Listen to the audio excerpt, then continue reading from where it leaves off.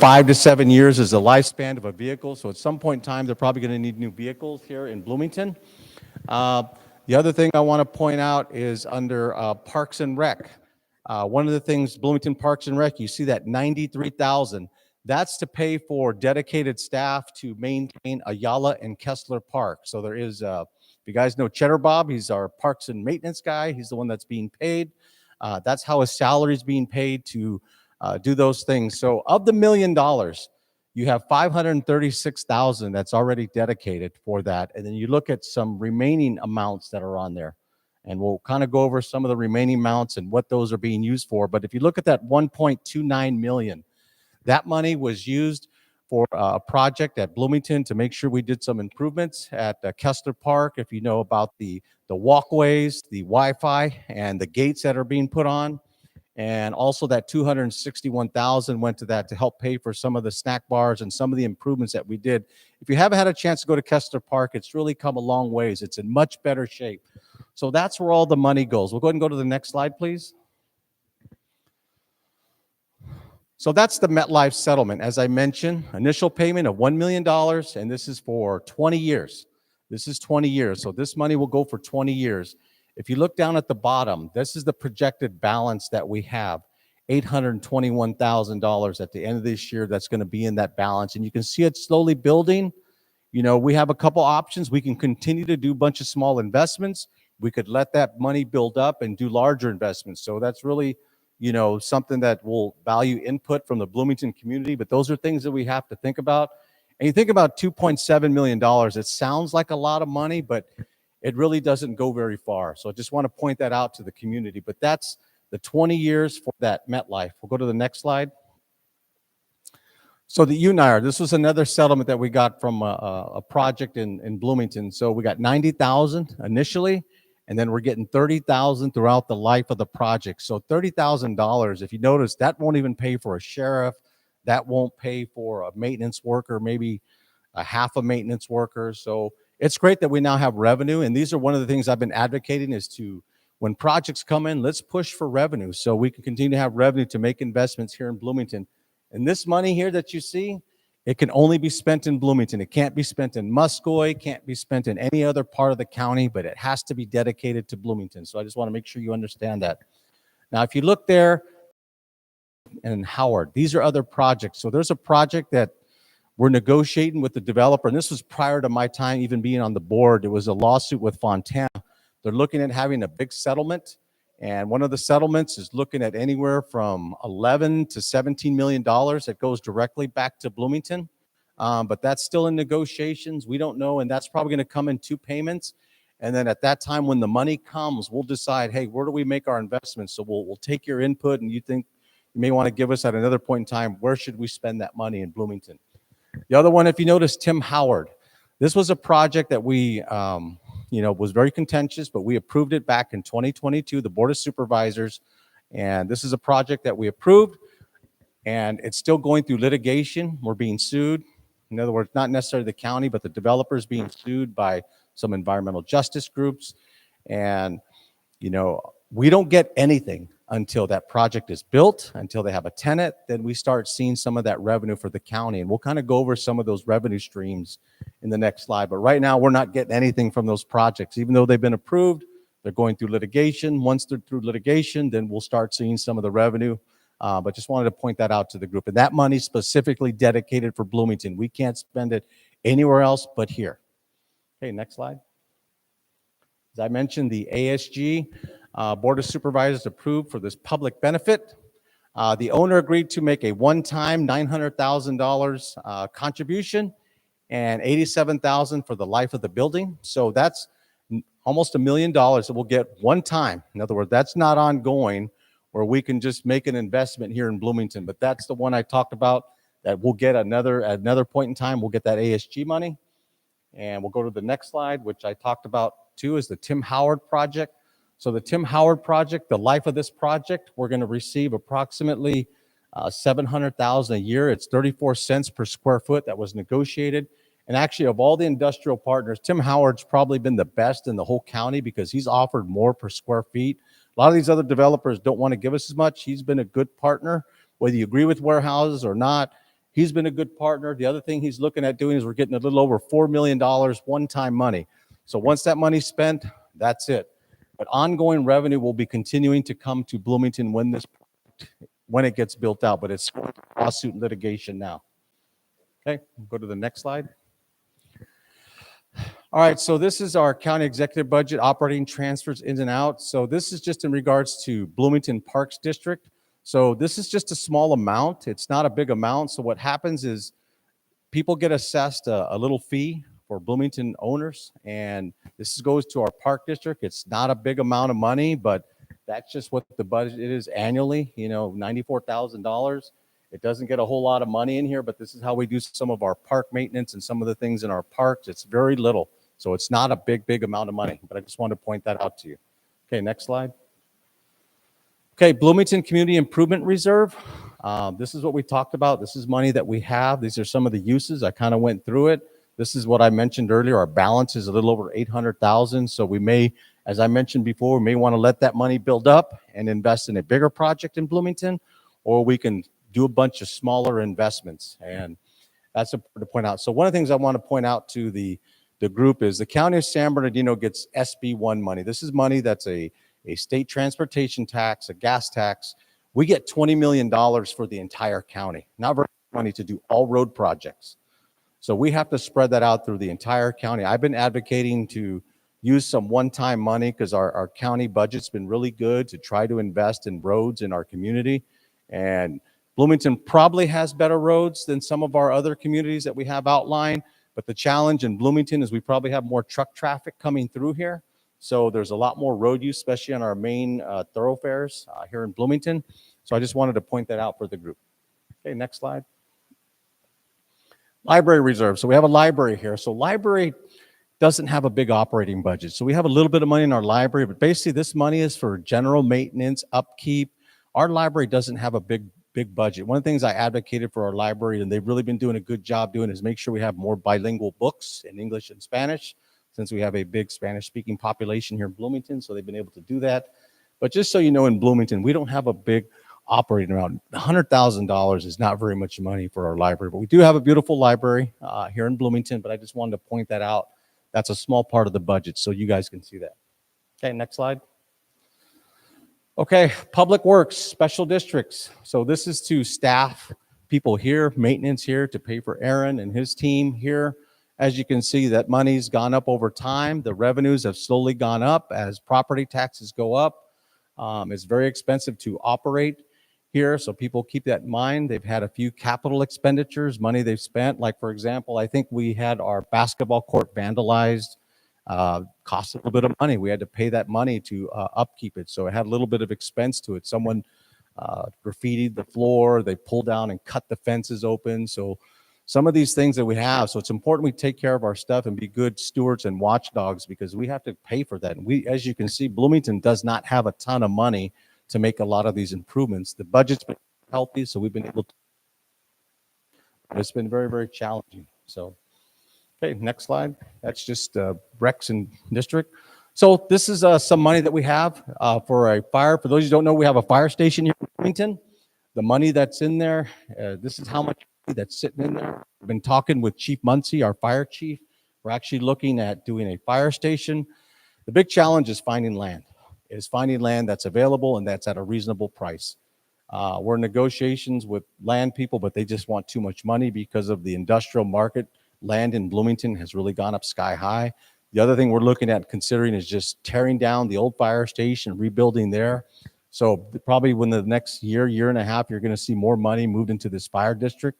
This is how much money we have now. It costs probably about $1.2 to $1.3 million just to design a fire station. This is just to do a design. This is not to build it. To build it, depending on the size and how many amenities you have, you're looking at anywhere from $7 to $15 million for a new fire station. So they're very expensive. This one will probably be a smaller one if we do it, but we want to make sure we rebuild our fire station. Public health, we have our animal care center. That there's a typo there, but that's about $45 million. It's under design now. You've seen the groundbreaking we did. That's going to be completed by 2026. And we have a lot of regional partners, in other words, cities throughout the community that are looking for animal care. Rialto, Fontana, Colton and Loma Linda, they've all contracted with the city of San Bernardino, but the reality is the city of San Bernardino probably won't be able to handle the volume. So they're going to be looking to, contract here in Bloomington. The other one, we're looking at acquiring this land across the street at approximately $5 million to do a phase 4 of the affordable housing project. It'll be about 50 to 70 units. It's a very tedious process. It takes a lot of time to do it. It probably takes 2 to 3 years. There's a round of applications that's coming out in March and in June. We want to get in the March application, but if we don't get in the March application, we're going to June. It's a competitive process. So we compete with every city and government agency in Riverside and San Bernardino County. We're fighting for the same bucket of money. So this is to get an affordable housing project here in Bloomington to acquire just land only. It's about $5 million, and we've been haggling with the owner. I'm hoping we come to an agreement real soon, but it's approximately going to be $5 million just to buy the land, just the land only. The project will cost $20 to $30 million. So to build affordable housing project, you're looking at about $750,000 per door because you have to pay prevailing wage because it's government funded. So it raises the price to build these type of complexes, but they are needed in our community. Okay, next slide. Okay, just some of the things we do. We have the Bloomington Avenue pavement and drainage improvement. This was funded by Measure I. This was on Magnolia Street. This was planned. We have the El Rabino improvement. This is through SB1. We just approved it the other day.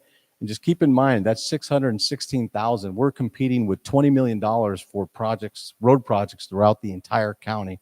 One of the things I've been advocating to our CEO is we need to bump that money up and at least put some one-time money to get some of these roads done in our unincorporated areas. Linden Avenue reconstruction funded by SB1. That's also funded. And as you know, the Cedar interchange is under construction now. We're looking at trying to do a phase 2 to put some decorative monuments on the bridge, which was not planned. But that one's under construction. And maybe at some point in time, we'll bring SBCTA back in to kind of give you an update on the project and the timeline, because timelines and projects always change. So we'll probably get SBCTA to come in. We have Cactus and other roads. This was construction complete. Overlay, widening ADA ramps on Cactus Avenue, Farmers Court, Hamada Lane, and Harupa, funded by the gas tax revenue. So that's, just think about it. We only get $20 million a year. We put 1.2 in there. I wish we could just do all the roads, but it's just, we just don't have a lot of money, not like people think. So I'm really advocating for that one-time money for our roads. Okay, that's on transportation. Next slide. I know I'm throwing a lot at you, but I just want to make sure that we're transparent and so you know where your money is being spent. Okay, the Ayala splash pad, which is going to be here. We put almost 1.5 million of our discretionary money. Each supervisor gets a little bit of money. We want to put a splash pad, which is in design right now. It'll be built here too. Kessler basketball lighting project. So we're going to add lights at Kessler Park. That's in design next to the basketball courts. Kessler Park Dreamfield, which we talked about. This one's in design. This is going to be about a it's already done. So the design's completed. That's about a $2.7 million project. The snack bar, which we just finished the snack bar. There's a couple minor things we're doing for the snack bar renovation. So we added snack bar, Wi-Fi, and concrete paths. We got benches. The benches haven't come in yet, Teresa, have they? No, the benches should be soon. So we're getting concrete benches there. So there's a bunch of improvements there. As I mentioned, the Kessler site improvements, they added a gate that's going around it. So those are some of the improvements we did. And we now have Wi-Fi there. So Wi-Fi connectivity at our park. So we used some of our American Rescue Plan Act money to invest in Wi-Fi. That was one of the uses. So these are some of the things we're doing with public works and special districts. Okay, next slide. As I mentioned, the splash pad. The other thing just right around the corner where we put some money from our district budget, $20,000 to have a community garden. We had a discussion with the Girl Scouts, and the Girl Scouts want to have a community garden. So we're having a nice community garden that's built right here. They're going to use it for the Girl Scouts, and if the Girl Scouts decide they don't want to use it someday, it'll be available for our community. The Yala Park Veterans Monument. So this is going to be right here in the roundabout that you see right here. It's about a $180,000 project. Where we're going to have all our veteran services recognized as recommendation by our man here. That's going to be built there. So that one's going to be under design right now. That came from our budget. And the other thing is the Kessler Park Student Monument. So what we're doing is we're going to actually have a drawing for one of our high school softball players and baseball players from Bloomington High School. As a matter of fact, I talked to the baseball coach before I came here from Bloomington, and they're going to do a drawing, and they're actually going to have their likeness be there forever at Kessler Park. So it's kind of neat, that someone from the community, one of our students, gets to actually have their picture. If you guys been to Western Regionals, you see that little boy that's in front of there, you've probably seen it. That's where I got the idea, and we're actually going to have 2 kids from our community that are going to have their likeness there forever. It's going to be a drawing, and we're going to do that. So cool stuff. I think it's cool. That's just me. I love stuff like that. I get giddy over that. Okay, the county library. This is some of the library reserves we mentioned. We have special districts, and we have a couple special district projects. One of the things we're going to do, we just got money that the state took from us. We grabbed it back. I want to give Supervisor Hagman, one of my colleagues, went up to SCAG. So there's about a $6.5 million money we're getting from SCAG to do a septic to sewer project in Bloomington on Valley Boulevard. So that project's going to move forward. We don't have any details on that. We just found out about the money 2 weeks ago. So now we have the money. We're going to do some septic and sewer in Bloomington, which is good. The state took the money away. Well, they gave it to us, took it away. And then because of the advocacy of many of our electeds throughout the state, got that money back. So that's going to do that. Capital improvement funds, you see we have that money there, and special district Bloomington Park. So these are just some of the balances we have there to do some projects. Like I said, it seems like a lot, but really $300,000, $1 million, $2 million is really not a lot of money in the scheme of things. Projects are very, very expensive to do. But that's some of the reserves we have. Not big amounts, but we're continuing to move on those projects. Okay, and that's it. So that's a little bit about our budget and some of the things going on in Bloomington. I'm willing to entertain questions from either the MAC. If you have any questions or thoughts, Mr. Grosich or anybody. Questions, MAC members? Okay, Supervisor, one of the things that's been brought to us before was on several occasions that Bloomington is supposed to be receiving transient occupancy tax money, TOT. I didn't see that mentioned anywhere. Is that ongoing revenue into the community? Yeah, so just keep in mind, it's not a lot of money. What we're doing is on the ballot, it's actually going to be this November, is to increase the TOT. Once we get the TOT, what we'll do is I'll make sure if we could have Jessica, if we could follow up and get that number. But you know what it is, though? It doesn't go, it's not dedicated to Bloomington. It goes into a county bucket. Okay, because what we've been told, and this is before my time or anybody's time, that was supposed to be originally to go to Bloomington for Bloomington services. No, it goes countywide, but it's a good point. So one of the things we're doing is we're looking at increasing the fees. Well, if the voters want to vote for it, and we're looking at adding additional services. I told Luther, I said at our board meeting, I think about a month ago, I says, look, come up with a plan on how that money is going to be spent. I know some of the issues is primarily for my colleague, Supervisor Rao, Chairwoman Rao. They have a lot of issues up there with their rentals. So rentals are going to fall under that TOT too. So they want to do some enforcement, but the money goes into a county budget. It doesn't go specifically for a community, if that makes sense. But we could ask for more services here as a result of the TOT. And I will do that with Luther, but let's confirm it. I'm almost sure it goes into one bucket of money for the entire county. But I told Luther, if it passes, give us a plan on how it's going to be spent in our communities. Okay, and then a couple things on the different projects. MetLife, I'm not familiar with that. Was that a warehouse project? Or? Warehouse project, yeah. Which one was that? I couldn't answer which one, but it's here. We can find out the details of that. But that was one of the deals that was worked out. I know the other one that the school district is suing over is the, what's the one that came here twice? Prologis. Prologis, yeah. Prologis. The challenge with Prologis, they only want to do it like 18 cents or 12 cents, a very minimal amount per square foot. And they're not doing it in perpetuity. In other words, forever. Tim Howard's forever. The other ones, I think it's only like a 10 to 12 year deal. And I think their upfront contribution, I think for that one was less than $1 million for a one-time contribution. But that one's in litigation. The school district is suing because of the, I mean, you know about this, right? Because of the proximity to Bloomington High School. Okay, so ASG is the West Valley Logistics, is that correct? Yeah. Okay, my understanding that when that case was settled a couple, 3 years ago, we were already getting money. We haven't gotten any money. I haven't gotten any money. That Not one's until still, they build, or? no, not until we agree on settlement numbers. We're agreeing on settlement numbers. We've been negotiating that since I've been on the board. It's been almost 4 years they've been negotiating. That was the one in Fontana. Right, the 6 warehouses on our border. Yeah, so that number has been told to me anywhere from 11 million to probably 16, 17 million that Bloomington will see directly. Okay. And that's then- just one-time settlement. And then isn't there going to be a lot of infrastructure improvements, the way that they're not supposed to go down Locust, from what I understand, with that project, go through the residential neighborhoods to Slover. That's what they originally wanted to do. That's why the county ended up, one of the reasons why we ended up suing. So my understanding is from the different warehouse projects, we were getting 60,000 from the one on Cedar and Rupa, 30,000 from the one on Slover, which was an Amazon. And then we have the Howard, and also there's another project ongoing at Cactus and Slover. Is that the one that's the 90,000 and then 30,000 annually, or? No, that one's not even on there. That one hasn't even started. That one's been sold.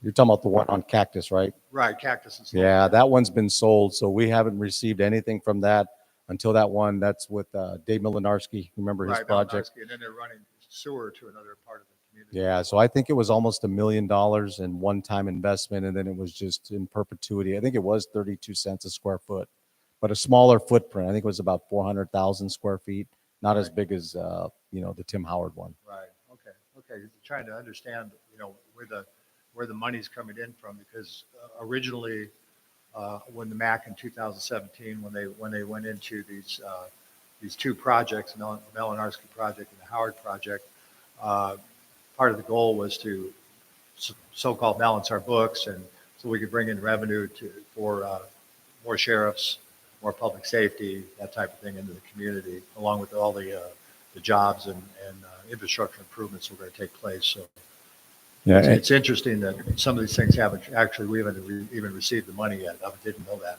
yeah, like I said, only 2 projects are we receiving money today. As I mentioned, the $1 million, which is only 20 years. That money goes away in 20 years. We're in year 4 now. And then the other one, we're only receiving a small amount. I think it was 30,000 a year. So it's really not a lot of money. I think the Tim Howard one is going to be a big one for this community, but not until litigation's done, it's built, and they have the tenants in place. That's when we start seeing the revenue.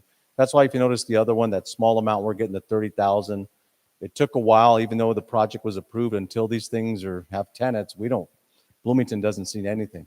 But the great thing is that money can only be spent in this community. It can't be spent anywhere else. Right. I think the other thing the community needs to be aware of, I believe the Howard project's bringing in about $70 million in infrastructure improvements into Bloomington. Yeah, they're looking at doing some storm drain improvements, which is much needed in this community. So there's going to be a lot of infrastructure improvements. So it's beyond this is just the revenue side. But all the improvements are going to be doing sidewalks, streets. As a matter of fact, on the board meeting this past Tuesday, we voted to, there's 3 streets that we maintain right now. They will no longer be maintained by the county because Tim Howard's going to use that for his project. So that's a little bit of savings for us that we can use money in other places, but small amount in the big scheme of things. Okay. MAC members, do you have any other questions for the supervisor? Or can we take a question or two from the audience? Sure. Yes. Roxanne?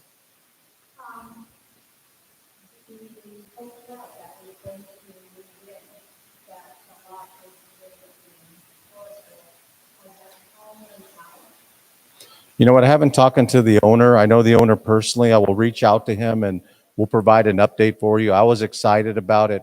I know initially they were actually trying to buy the Dairy Queen and the gas station across the street because of all the blight that's there. But I think the owner wanted too much money for it. He wasn't willing to sell, but we can find out and get an update on the progress report. One of the things that's challenging, that's slowed down some of this progress or some of these projects, has been the interest rates being so high. So a lot of people are just kind of being a little gun shy and not moving on these projects. But as Gary mentioned, we'll receive hotel tax money for that.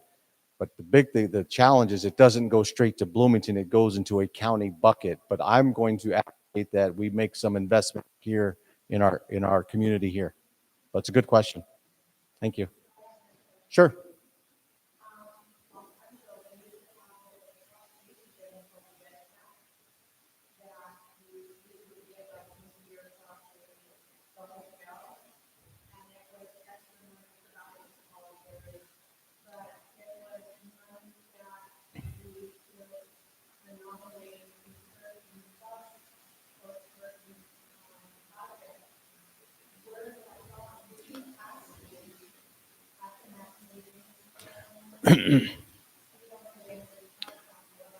Yeah, as I mentioned, that's that's what he was referring to, the hotel tax, or TOT is what they call it, the transient occupancy tax. That money goes to a county bucket. It doesn't go specifically to Bloomington. And I think, that's what people think. Because it's in Bloomington, they think it goes dedicated to Bloomington. It goes into a county bucket. Like, for example, probably the third district, which is out in the East Valley, they probably have the largest amount of tax that they generate because of all the hotels and all the vacation that goes on in Big Bear, but it goes into one bucket. It's not going to a specific community. Like the money that's in Big Bear, it doesn't go specifically to Big Bear. I mean, it all goes into one bucket. But as I mentioned before, we can advocate for more services here, especially when those revenues go up. If the community votes for it in November, hey, I'll fight to make sure some of it gets to Bloomington. Well, hey, give us some code, give us some other amenities here. So I'll be advocating for Bloomington, but it doesn't go specifically to Bloomington, if that makes sense. I don't think it ever happened, but we can do some research. Sure.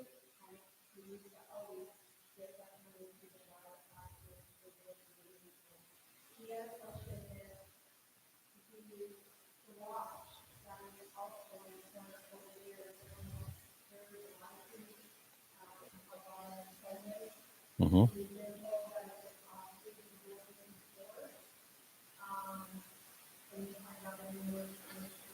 Yeah, the big thing, and I was going to ask you guys what you want to do with the garage. So one of the things we could do, but it really has to be up to the owner. What the owner could do, it's privately owned, right? It's privately owned, the garage. What she could do is, if she wants, she could dedicate it and donate it to our county libraries, and we could find a plan to maintain it and upgrade it. But it's privately owned now, and that's really not under the county's jurisdiction. But if they donate it to the museum, we could potentially make it a Bloomington museum. It'll have some cost to it because it costs to pay for staff and maintenance. But right now, it is just under privately owned. But we could look at doing that. But if there's an issue there, you can call our office, and we could definitely address any homelessness or any other weed abatement or that you feel needs to be done in that community. Okay? You had a question? It is. There's what's her name that bought it? You probably know the history. Yeah. Virginia. I have no idea. I don't know the history, so I couldn't tell you. But maybe Gary could tell you the Yeah, history. they owned it, and it was they had kind of a foundation set up in 1997. They moved the garage from the location to that location, which I think Virginia had already owned the property, and actually the street next to it is named after her, Virginia Gill. She was like known as the grandmother of Bloomington. She's a very well known person from the past, and her daughter has it right now. Yeah, it's really up to them. Like I said, patient with our library. I mean, our museum people. It's her property and her garage. So whatever she decides with it. Any other question? What's that? Yeah.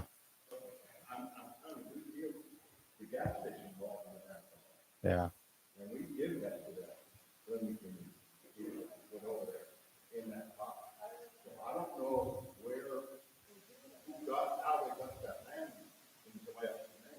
Yeah, I have no idea either, but Dave, we're getting off topic, but my understanding was Vern Schaefer donated that property to Virginia so they could move the station. That's my understanding, but yeah, we're getting a little afield here. appreciate it. Thank you, Gary. Just one last thing. So I'm going to encourage you. So there's a project that we approved a couple weeks ago. It was a project it's on the border of Rialto. It's on San Bernardino and Cedar. It's for a gas station retail project. I talked to the developer on it, so we're going to put a county logo on it. And I wanted the MAC to come up with a name. They says, you can name it whatever you want. So if you guys want to come up with a name, I'm not asking you to do it tonight, but sooner rather than later, if the community wants to give their input on what we should call that plaza, we're open and the developer's open. So we'll let you guys decide. And it's interesting because I had talked to Mr. Malinarski. He had made a presentation and he was talking about coming here this evening because he wants to be totally transparent with the community and answer their questions about the project. So I guess he wasn't able to make it. Yeah, we can always bring him back for an update, but it was right. He's happy to come and address the community anytime. Good. Yes, question?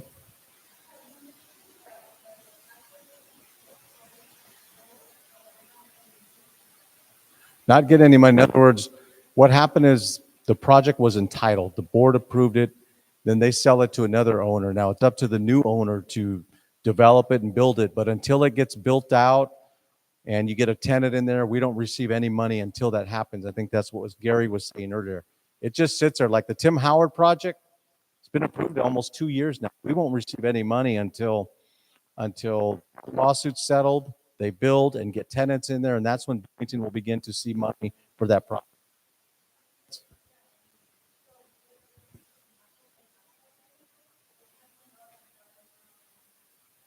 It could be. Like I said, it's the challenge, it's privately owned.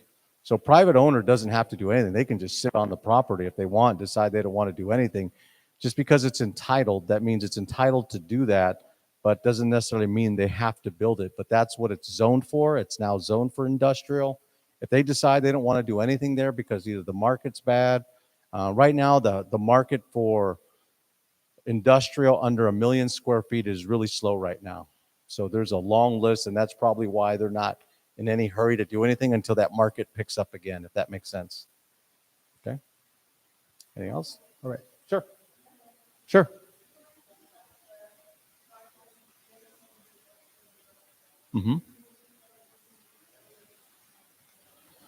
They made a request, so I responded to the request. It's not going to be a very big one, but if it's something that the community is really interested in doing, we can look for another site or another opportunity here. If there's enough interest, we'd be glad to entertain looking to build another one. Yeah, they requested it. You know, they had requested from some other people. They were turned down. So I said, hey, let's do it here. They have their meetings here. We wanted to accommodate them. And, you know, sometimes leadership changes and maybe they don't want to do it anymore, but, you know, it's up to them. They are excited. But if the community shows interest in another one, we can look at having another one built in the community. We'd be glad to entertain that. Okay. Other questions? Okay, very good. One last thing, Sure. Supervisor. So if we could, you mentioned discretionary income and funds are building up.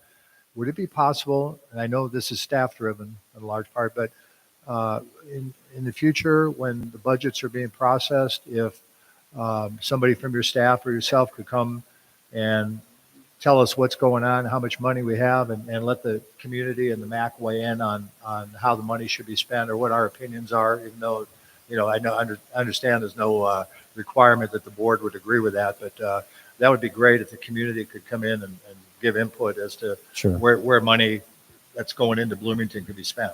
Yeah, and usually my colleagues will give deference to our office on how we want to spend the money. So if the community says, hey, let's get a third deputy, we could definitely entertain that. There's money there to do it if that's what we want to do.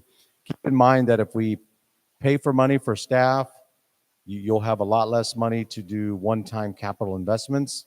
So we could either look at capital if you want to add additional staff, additional code. We're open to that. So we're definitely open to it.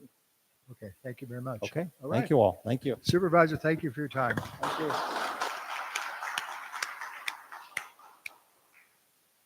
Okay, our next presenter would be the state legislative update. Do we have anyone here?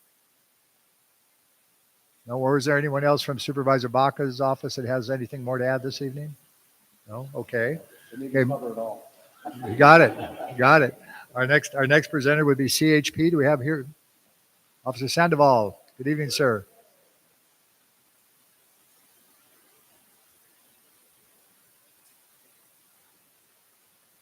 Good evening.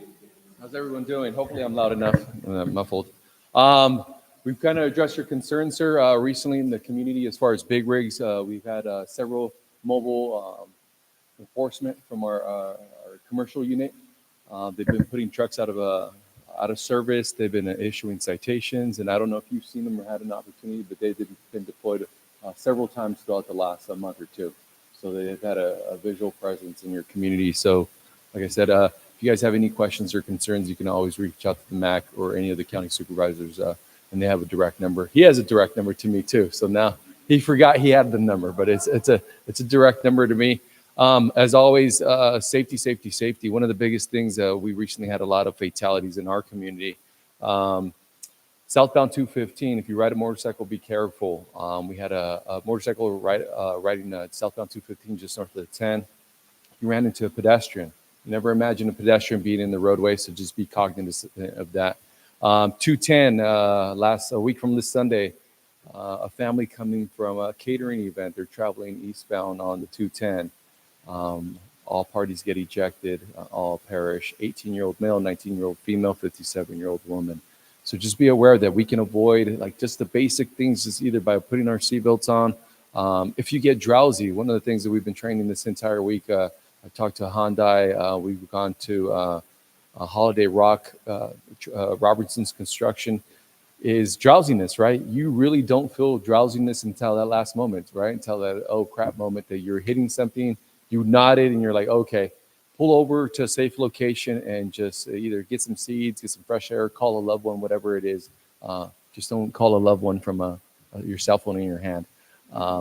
Other than that, continuous, like I said, if you know people that drink and drive, please, please, please, please, please offer some guidance. Unfortunately, like I said, a lot of people become victim. We're not exempt of it. I had a cousin this weekend give me a call at 2:00 in the morning from his wife saying that, hey, you know what, he's getting arrested. He's getting arrested. You know, I can't do anything about it after, right? We can do something before. I can get you an Uber ride home. I can go pick you up. I'm willing to do anything to get you to your destination safely. It's just people have that lapse of judgment, you know. Just call a friend, call somebody, or just if you have the teens, or have that conversation with the people that you love. Another thing is just arguments. We've been seeing a lot of arguments with family members, right? Spouses. I know that everybody loves their spouse, but when you're traveling, just pay attention. Driving requires 100% of your attention. You'll see minor fender benders, distractions, just veering off the road, just from small little things that when we make contact with the parties, they're like, well, I was arguing, or I was talking to him, we were having a little discussion. We know how those things can get, right? Save that to get home. Another thing, road rage. I don't know if you guys seen it in the news in our communities. Our partners here in San Bernardino handled it, the San Bernardino County Sheriffs. Road rage, highway violence, hit and runs, right? Don't let your ego get the best of you. If you find yourself getting upset, it takes two people to engage, right? If you just turn it off, leave it alone, it's the end of it. Don't flip them off, go on, don't look at them. You don't ever know who's going to be in possession of a firearm, right? In this case, both parties, I feel sorry for both of them. They both lost their lives, and one of the guys had his kids in the car. So it's unfortunate to see that, right? That your children just witness you getting murdered and you killing somebody else for something stupid, something petty, right? It's never worth it. Stay safe. You know, we appreciate the supervisor putting on the National Night Out. It gives us an opportunity to engage with our community. I know I had two officers from our area here last night. But if you have any questions, any needs, any concerns, like I said, you have a direct line to me, sir, 24 hours a day that we can address all your guys' needs. We're here for you guys. We're here to help you guys out.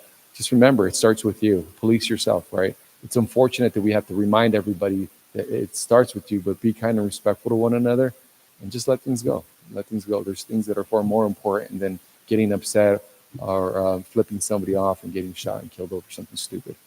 Okay? Anything?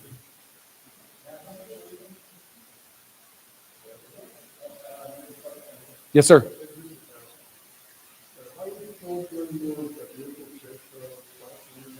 Yeah, as far as what type, sir? Like whatever concerns you give me a stop sign, I'll go hang out at it.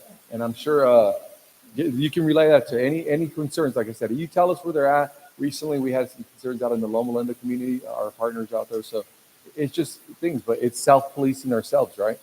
We go out there and it's It's the community, right? Because the community knows, okay, this stop sign, no one's going to patrol it. No one's going to be here. So I'm going to take it, right? And we get complacent until you give us a call and then we go there and it's you or somebody else from the community. And it's an expensive citation, right? We don't want to hinder anybody. We talked about, like, we just handed out backpacks with County Supervisor Joe Baca. Imagine having to hand out a backpack or haircuts, right? I was out in Redlands on Sunday with several organizations handing out backpacks and giving haircuts to children. So imagine a family having to make a decision to cut a child's hair is $20, $30, $40. And now you got 3 or 4 little ones, right? It's challenging. Now I give you a citation that's going to impact your livelihood for a month. It's critical. So we start with self-policing, right? Control your own emotions, control what you have control over, because when it comes down to it, it's ourselves, it's our children, it's our community, it's our spouses, it's everyone around us that are making these poor decisions. Everybody, what do you think the number one thing is when I pull someone over? I've never done that before. Is it really true? No, right? We ask for accountability from everybody. If you're accountable for your actions, then it's evident, right? I guarantee you, if you ever get pulled over by a California Highway Patrol, other than a motor officer, because once he gets off that motorcycle, it's done. But if you get off, if you say, like, you know what, I failed to recognize that, and you take full accountability, and you don't blame it on somebody else, they'll most likely give you a warning. But if the first thing out of your mouth is like, I've never done that before, I wasn't going that fast, I didn't roll that stop sign, the light was yellow, I didn't see it, what do you think they're going to do? They're okay. Well, you obviously know you made a mistake and you're not willing to take accountability for it. So police yourselves. Police yourselves. And that's where it starts. But yeah, I'd love to, like I said, we go out wherever you need us, sir. Like I said, we have limited resources. Obviously, there's things that have priority, right? Today we had 3 hazmat situations. I don't know if you've seen the freeway in the 15. 215, we were down to 1 lane. The entire southbound. We had 2 huge hazmat situations. So we try to be out there. We had about eight officers out there just trying to manage traffic. Can you imagine how frustrating it is for people, right? Life happens. People get hungry. People get tired. People have to go. Don't be selfish. Control your emotions and, like, just keep it intact. Look at that person next to you, and they're probably going through the same thing or something worse, right? So just be mindful of that. But like I said, we'd love to hear from you guys. I've got a few of my neighbors here this evening, and appreciate you guys getting on the big rigs. Yeah. But also, we have a huge problem up and down Cactus. Okay. With employees, mainly kids that are working at these warehouses in Rialto on Cactus, the FedEx and the Amazon, and they're ripping through the roads at sometimes 2, 3, 4 in the morning. The shift changes at different times at these different warehouses. And I know we have one neighbor here who's had her fence knocked down at least 3 times that I'm aware of. And Wow. there's so many accidents at that intersection that when CHP comes, they actually approach her to see her video because they know she's got a video camera on that corner. And it's just a huge problem. So if we could kind of put that on the Absolutely. I'll go down there. Like I said, I have a pretty decent relationship with them to hear us out because they're part of the community, right? They're here to stay. They're not going anywhere. So it always begins with them and trying to have a partnership, right? And they have concerns. We'll try to talk to their employees. One of the things that we do is obviously through education, enforcement, and engineering. Obviously, the engineering is there, right? We can't change the dynamics of that, but the enforcement and education we can. And I would love to see. I don't. It's not your job really, but I would love to see somebody go talk to those the warehouse management and get their employees to turn on Europa and go up 1 or 2 blocks. It's nothing but industrial through there, and go to Slover that way instead of going through all the residential neighborhoods in Bloomington and going up Cactus all the way. It would be so much better for the people that live there. There's a lot of people on Cactus that are really, really upset about the amount of not only truck traffic, but these kids, a lot of them have rice rockets and stuff, and they're running through there in the middle of the night and with loud mufflers. It's just shoot 40 years ago, sir. So, yeah. So anyways. So education is a big one for especially that community, right? It's going to be education for that, because I'm not going to be able to tell a vehicle, hey, you have to go that way, right? They're here to stay. Right. We'd have to be an advisory. If they could ask their employees to do that as a courtesy, it would certainly be a lot better for the people that are living in that particular area that have to deal with that on basically on a daily and a nightly basis. Absolutely. It's a ton of people there. We like I said, we see it all the time. Perfect. Anything else? Well, you guys be safe. Have a wonderful evening. Remember, no drinking and driving. Have a good night. All right, thank you. Okay, next up is code enforcement.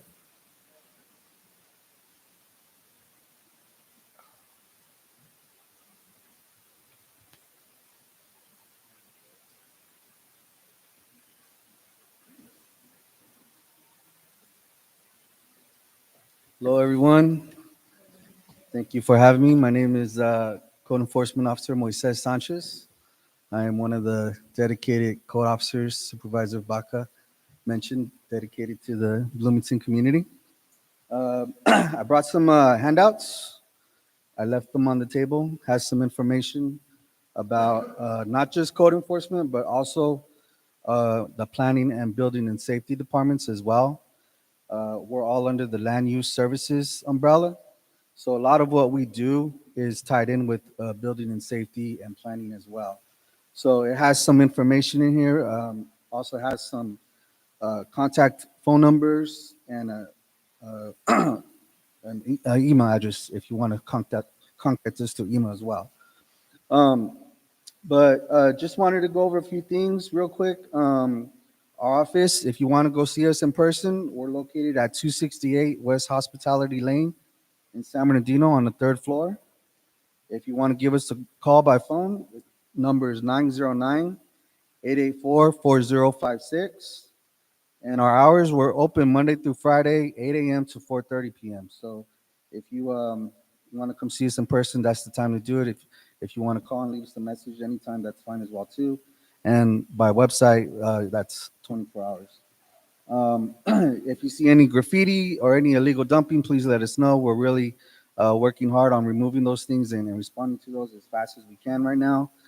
We have our work release program on the weekends that goes out and is really good about handling those issues. We were here at the National Night Out event here yesterday.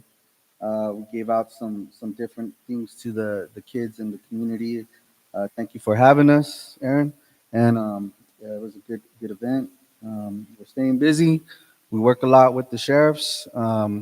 If we have issues that we need them, they're always right there to help us out. And we're always there to help them out as well whenever they need us. We also work a lot with the public works. Whenever you see things in the street, it's often a public works issue, but if we can help out and make things move quicker, we'll get involved and do what we can.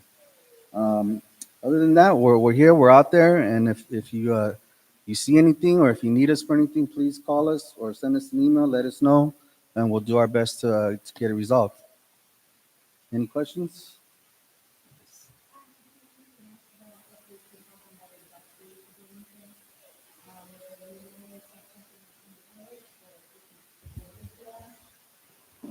Jessica. We have one for November. I can let me look up the date exactly, and then I'll go ahead and I'll let you know right now. Yeah. Yeah, Bloomington and Musco usually have 2 a year, I believe.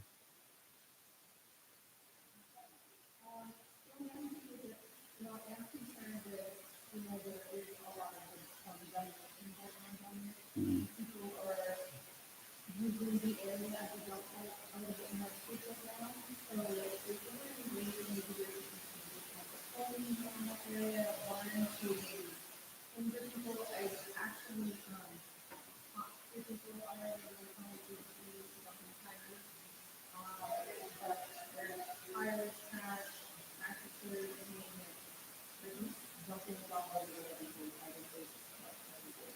Yeah, yeah, absolutely. So yeah, we'll definitely, I'll put that on our list for additional patrols, and we'll try and be in the area more present, try and be to that. And if you do see it, call us. If it's dumped, we'll still go and pick it up immediately. No problem.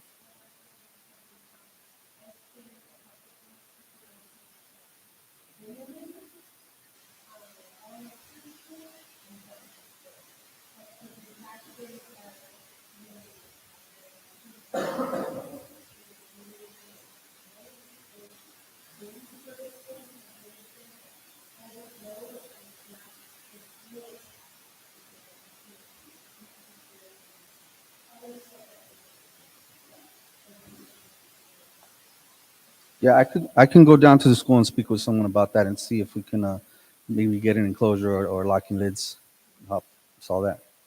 Yeah. Right. Okay.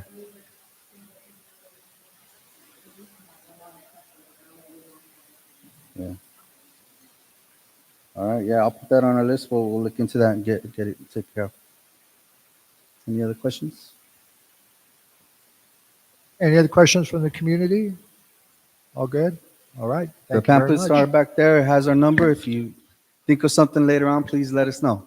Now, if you have any issues, please reach out. Yes. Code enforcement. And Thank you. Thank you. And the additional dump day for Bloomington will be November 2nd. The location is still to be determined, but we'll go ahead and make sure that once we have that, we'll share it at our upcoming meetings. Thank you. All right. Thank you very much. Our next presenter is Board Member Israel Fuentes from Colton Joint Unified School District. Good evening, Board Member.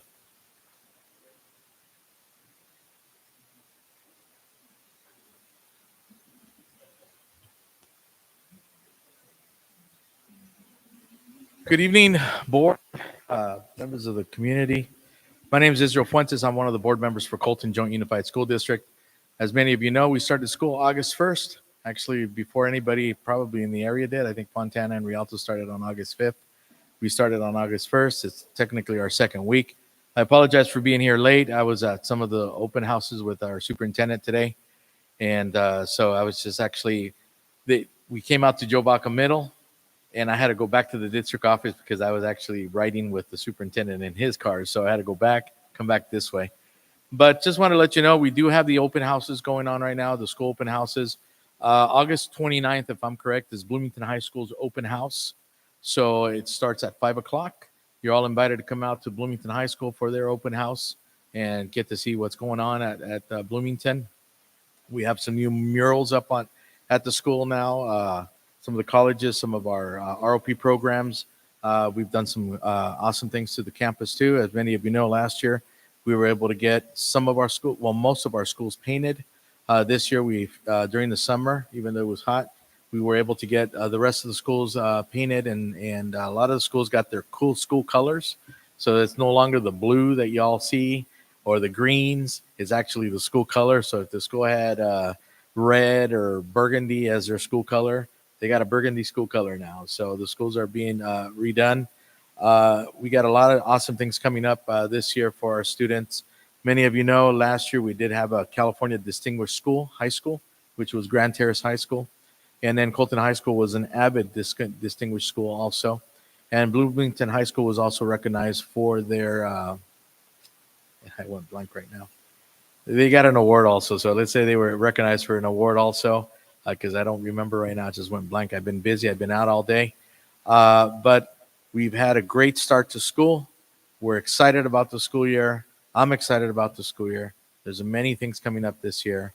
That's all I have for reports. Unless somebody has a question or something, I'm here to ask. Listen. Yes.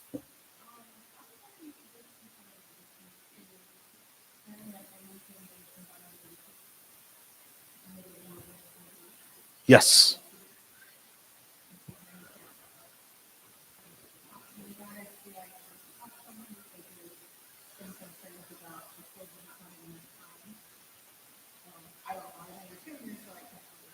We piloted this program at Colton High School last year. Colton High School has more students than Bloomington High School, and they have the same amount of time. But if there is an issue like that, please have those parents reach out to me so I can talk to them personally. And then if they have any issues, we can talk to the superintendent about it. We're trying this year with all 3 high schools. Well, there's only one lunch. It gives the students more opportunity for more time in the classroom too. But it also gives the opportunity for the students to get out there and get to see their friends if they have the first or second lunch. Everyone's together. But if there's a concern, please let them reach out to me. Go ahead and give them my number and have them call me. If I don't answer, please give them, let them know that they can leave a message with me. And I'll make that part of my notes for today, and I'll let the superintendent know.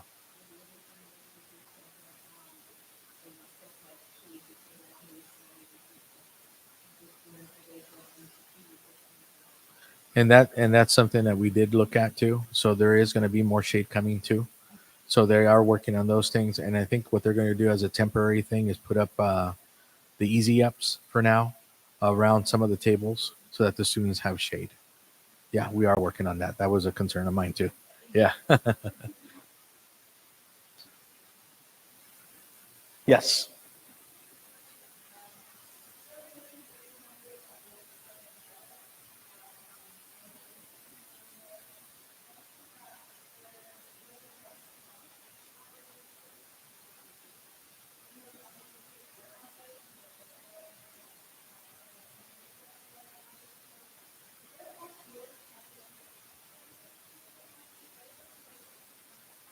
If I can get the exact location of where on El Ravino, is it the cross? Do they have to cross Cedar Avenue on El Ravino to get to the other side, or where? Okay, what I'll do is I'll drive out there tomorrow and take a look at it when they're getting picked up in the morning, and I'll let the transportation director know. And yeah, because child safety is a priority. So, yes, thank you. Anybody else? Yes.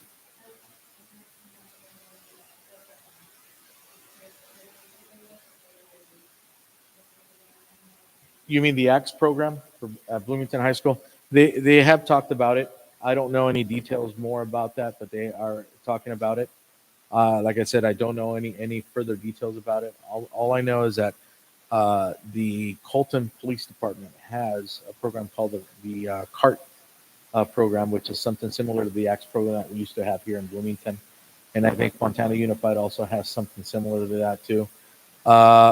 Like I said, I don't know any details, but I'll get some information for you. Yes.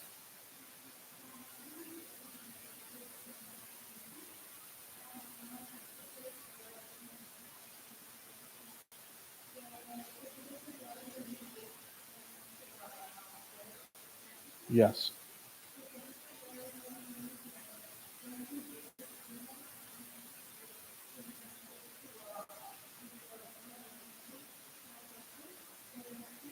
It's just like you said, it's a rumor.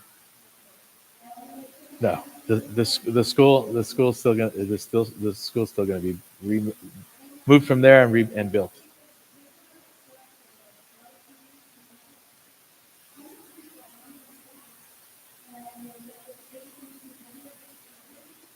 When the school gets built, there will be more security. There'll be more. We will advocate for the school, but there'll be fencing around the school. There'll be more brushes there. A lot of those people that are there currently will probably not be there. So it's like when they built the corner gas station that's there. There used to be a lot of homeless people there too. They're no longer there. Some of them stick around, but I know the sheriff's department is working hard on making sure that that area is pretty safe for any of our kids. And we are going to make sure that the mitigation gets done so that when we do open the school there, your child will be safe. You're welcome. Yes.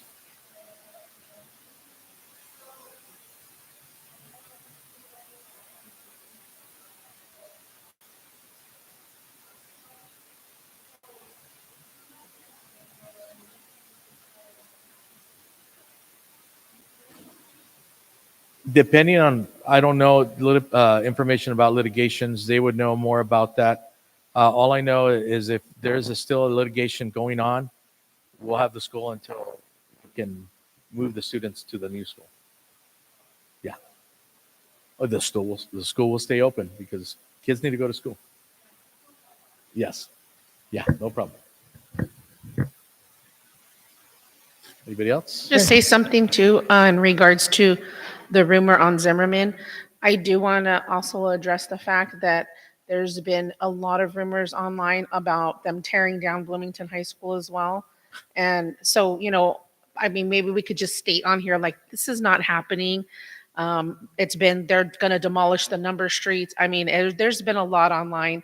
And I think a lot of people are just, maybe they're a little nervous because they saw some demolition going on. I mean, we've had people saying they're going to tear down the park. Well, they wouldn't have invested millions of dollars to tear it down. So, Let me clear that up. Bloomington High School will be around for many, many years, even after I'm not around. So Bloomington High School will not be torn down, will not be moved, will not be anything.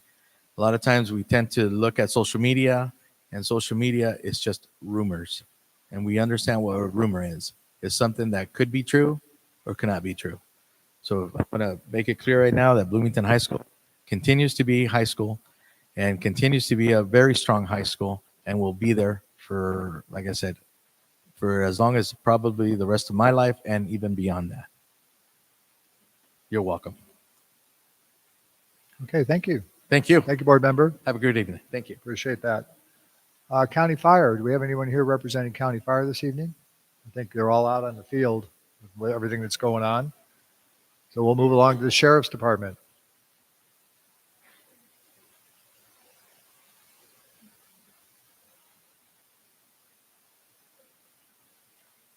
Good evening, Sergeant Ruiz and crew.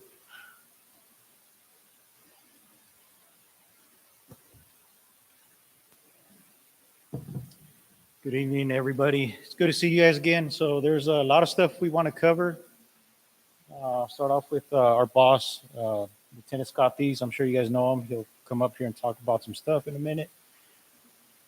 We have a couple of, we have a new deputy back here. She's been eager to introduce herself. So she's one of our newest deputies I got assigned. She's on training with Deputy Nunez, the field training officer. Slightly down the road, she'll probably be a Bloomington deputy. Doing very well. So let's get back into the month of July. Month of July, we weren't here. That month was super busy for everybody. During the month of July, mainly on the 4th and a couple of days prior and after, we had extra deputies assigned to patrol. We had proactive patrols, the fire department. We came across a lot of illegal fireworks. We came across a lot of traffic stops with illegal fireworks and firearms. So there was even an auto dealership on Valley that we wound up doing a criminal case on, where they were storing a lot of high-powered illegal fireworks that we don't want to accidentally go off in our community. So that was handled as well. There's a lot of stuff behind the scenes that we handled with the fire department, and we worked well together. Just like with code enforcement, we have a very good partnership with them. So that leads us into, obviously, yesterday we had the National Night Out here. Members from the community turned out a little warm, but it was still a good turnout for everyone. Now, there's a lot of operations we have going on. There's one we're working on now that we're going to execute probably within a week. And I'm not it's about, there's a lot of bad people out there that we're keeping an eye on, and we're going to pick up that are doing bad stuff. And you guys will hear about that.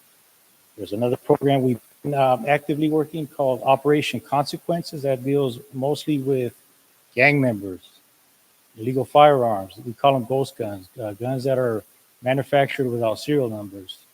A lot of drug sales with fentanyl that are killing a lot of people. So we're very proactive on that. We've been serving a lot of search warrants in a lot of cities, a couple here in Bloomington. As a matter of fact, Deputy Nunez served 2 yesterday and 1 today. They had a lot of arrests, which is part of that. So I'm going to read.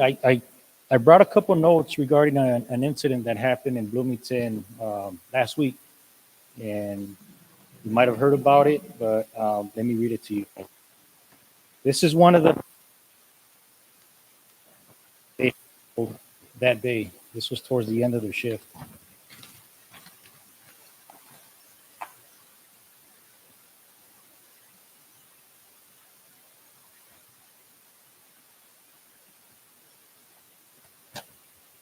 This is regarding an attempted murder. It's an assault that originated at the Cedar Village Mobile Home Park right here on Cedar and Santa Ana, which evolved into an arson incident.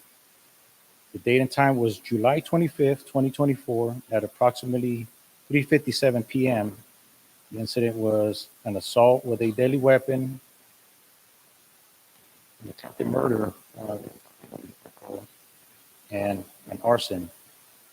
It was at the 10700 block of Cedar Avenue in the city of Bloomington.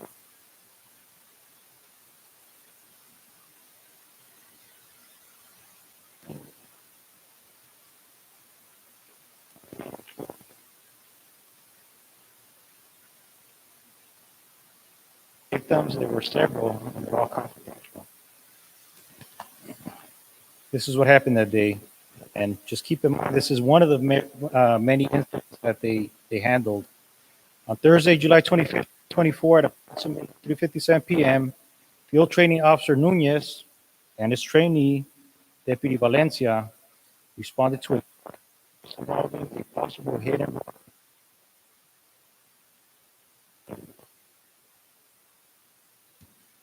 As deputies conducted their investigation, they learned the subject, later identified as 58-year-old Rolando Guillen Ochoa, intentionally rammed his pickup truck full speed into the maintenance golf cart several times. The victim was on it. Ochoa fled the location after the assault took place in his vehicle and was spotted trying to flee by Nunez and Valencia. Deputies caught up to the pickup truck and conducted a felony traffic stop on the vehicle driven by Ochoa near the main exit of the complex on Cedar. As the deputies were conducting their felony traffic stop, Ochoa intentionally lit his vehicle on fire as he drove for a short distance and stopped while he remained inside. Ochoa finally exited his vehicle and threw himself on the floor next to the driver's door as the vehicle became completely engulfed in flames. Nunez checked for additional occupants inside the cab of the truck while Valencia approached Ochoa on the ground. Nunez and Valencia grabbed Ochoa, pulled him away from the vehicle as it began to explode, and removed him from danger. Several unoccupied vehicles parked next to the community swimming pool where the incident took place caught on fire and were severely damaged. Nunez and Valencia requested assistance from the fire department and began evacuating the area where multiple homes were also located. The San Bernardino County Fire Department responded, extinguished the vehicles on fire, and made sure the residents in the area were not harmed, as well as their homes. They protected their homes during this critical incident. Arson investigators from the San Bernardino County Fire and Sheriff's Department arrived and took over the investigation. Ochoa was arrested and transported to the Arrowhead Regional Medical Center where he was treated for severe burns and eventually booked at the West Valley Detention Center where he remains in custody. So like I said, this is one of the many cases that they handle that day. They deal with a lot of stuff. When we get critical cases like this, our number one focus is obviously the innocent victims, the residents, and the property. So that's a lot to deal with in one shot. And I was there, I saw them, and I want to give them props. So let's give them a round of applause.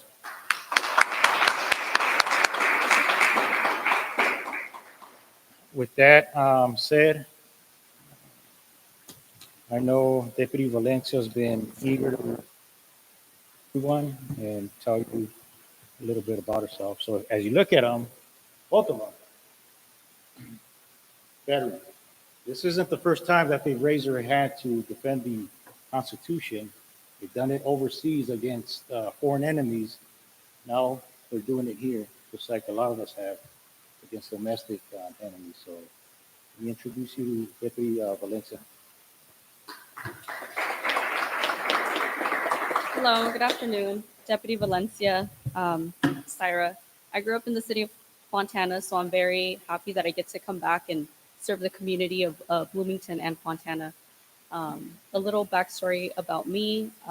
Like Sergeant mentioned, before joining the Sheriff's Department, I was in active duty Army for 4 years, and I did 4 years reserve time. After that, I joined the San Bernardino County Sheriff's Department, like 3 months after I got out of the Army. Went through the academy, graduated, and spent 6 years at West Valley Detention Center over in Rancho Cucamonga.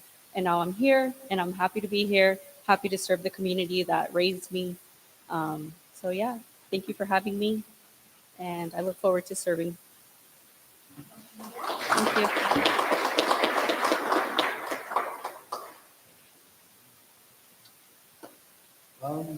Sure, I'll share some things. I mentioned, I think the last time we had the meeting about the heat and how the rise of crimes happens with people, gets hot, people get agitated. I think CHP mentioned start arguing and stuff like that. And so I just want to bring that to light again. It is hot. Stay hydrated. Okay. We are going up the gas station and just getting those a lot of those people out of there as well. Unfortunately, they get right back out, back. But we do monitor that. I'm there mainly in Bloomington. Again, I try to patrol Bloomington as much as I can and expose Deputy Valencia to as much as I can. So, yeah, if you guys have any questions or concerns, please let me know. Areas of interest in Bloomington, or if it's not in Bloomington, Fontana, just let me know. I'll be gladly to see if I can take care of it. So, Any questions for Deputy Nunez?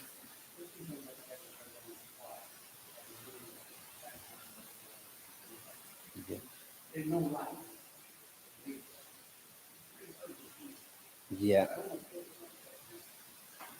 So I understand they come out around 5-ish, right? Is that around like when school's out and they come around. So I try to be as much as I can. Unfortunately, when calls for service take me out, I can't be in certain areas. Okay. But again, I do understand that that's the time frame, and I'll try to be in that area as much as I can. I need exactly. It's by the high school, by Kessler Park, all around there. So I'm aware of that, and I am working on that.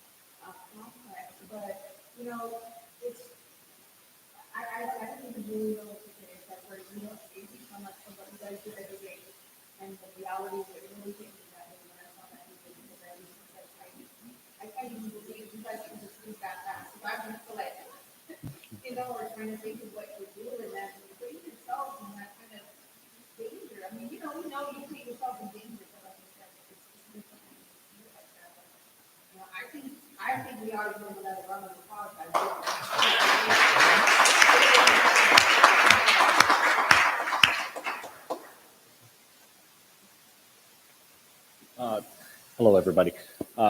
During the last meeting, the advisory council had asked what our recommendations would be if we were to have a suggestion of increasing public safety staffing. We are prepared to provide some of that information as well as some statistical information to show various trends, especially for this year to date. However, as I had mentioned before the meeting, we do want to do that in a formal presentation rather than just relying on statistics and putting out anything like that. So it's our intention during the next meeting that we are going to go over a lot more of that. We'll go over our response times for various calls for service and those different priority calls and how quickly our average response times are. And then we're also going to go over some of the most common calls for service that we've been getting over the last year, as well as the type of reports that we're typically doing. So as Supervisor Baca had mentioned about the transparency part of it, we are part of that. We want to make certain that you know what kind of activities are occurring in your neighborhoods. And to kind of talk about a little bit about one of the concerns that you brought up, and I know we've talked about it in the past meetings, we really encourage everyone to call when you start seeing some of that that activity going on. We rely on the community to be our eyes and our ears. The extra patrols are great, and we try to anticipate when certain events are occurring. However, we definitely appreciate when you call us when there's various acts that are happening, so we can catch, the particular persons involved in it right then and there and take appropriate action. So, if you don't have the number to dispatch, After the meeting, I'll give you a business card that'll have that telephone number. And please just give us a call. Outside of that, are there any questions for the Sheriff's Department? Okay. We appreciate all the support. Thank you. Okay. So before you guys get away, so I just wanted to add a few things. We really appreciate the work you guys are doing. Yeoman's work. Two full-time deputies in this community is just crazy. I ran across a website where they had a lot of statistical information, and this is for 6 months, and the calls for service, which I don't even think was all of them, it shows the incidents, was 2,300 calls for service in this community. And some of them are kind of shocking. 380 thefts, 91 burglaries, vandalism, 94 shootings, 46. That jumped out at me. Assaults, 200. And so, as you heard the budget presentation earlier this evening, and hopefully as this money comes in from these projects, industrial projects, that money, a large part of that money is going to go for public safety in this community, because it's definitely needed. We know how hard you guys are working and what you're up against. And, I think the MAC, I don't want to speak for all of us, but I think we're pretty much in agreement that that's definitely a top priority for this community. You need public safety. People need to feel safe at home and when they're out in the community. So thank you again for everything you guys are doing, and we'll continue to back you guys up and try to get you the support and the financial support at the county level that you need and deserve for our community. So thanks again. Thank you. Thank you.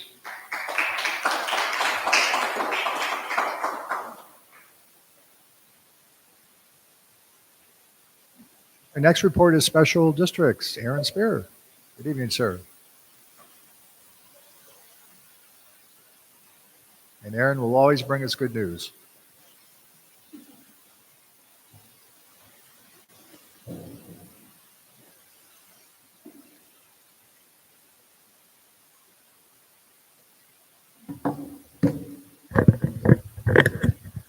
Good evening, everybody. Can you hear me?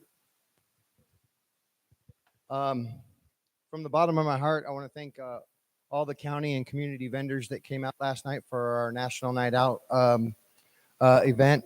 It was a great night. It was a little hot at first, but the weather cooled down as we went. But the sheriffs and the CHP and all the other community partners really outdid themselves. It was a lot of fun. And it's something that started 3 years ago, and it's continuing to grow, and equally excited to do it again next year. So huge thank you to everyone that came, and I'm glad if you were a community member and you got to enjoy it. We appreciate you coming out. Just to piggyback on what you guys were just talking about, we got a great sheriff's department and a great code enforcement department. The amount of support that they give not only us, but the community is just tremendous. They're spending a lot of money here in our parks, and they're doing a tremendous job keeping up the investment. And they're not only a great teammate, but they're a great friend. And I'm proud that I get to work alongside them. The supervisor was here earlier, and whenever he comes, he kind of steals some of my thunder. So I'll try to jump on the momentum train that he gets going. Community garden, it's in its final stages. I don't know what Newport Beach's community garden looks like, but I have full confidence that ours will rival it. We're super excited, and the fun parts about it, I can't wait for the grand opening of that. It's going to be super pretty, and the Girl Scouts and whoever else uses it is going to have a great opportunity to grow what they would like to grow, and to have fun with it, and it be a communal thing. So it's super exciting. Dreamfield, if you go down to Kessler Park right now, your eyes will be amazed. If you drove down there yesterday to today, it's two different parks now. They've blown up Field 2. Heavy equipment's on site. Fences are down, so it's Operation Go. They're not wasting any time.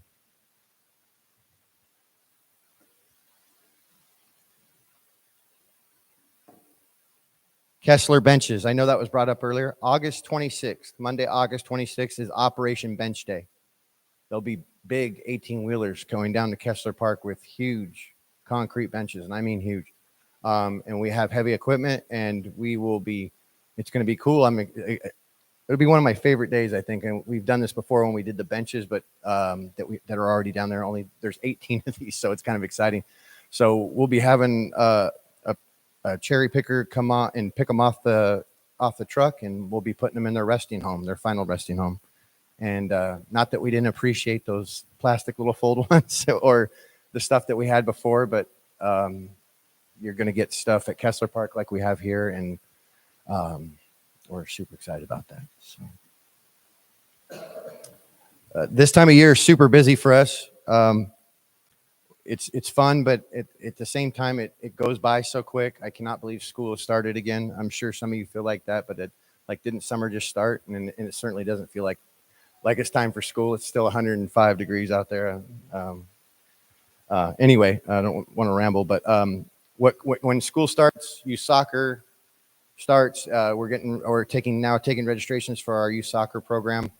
It'll be on Saturdays down at Kessler Park. Youth flag football. We are taking registrations for that. That will be here at Ayala Park. That'll be a little bit of a change. We still are very proud of our dance program that runs here on Thursday nights. As far as events go, we did our movies in the park. Throwback Thursdays was a great success. We averaged about just a shade over 200 people per event. People really came out for Selena, so it kind of gives me some direction moving forward on what type of movies to show. But people love Selena, and shockingly, Honey, I Shrunk the Kids had a good turnout. So it's always fun. We had some water play exercises and water slide and 2 fire hydrants shooting water up, and it was a lot of fun.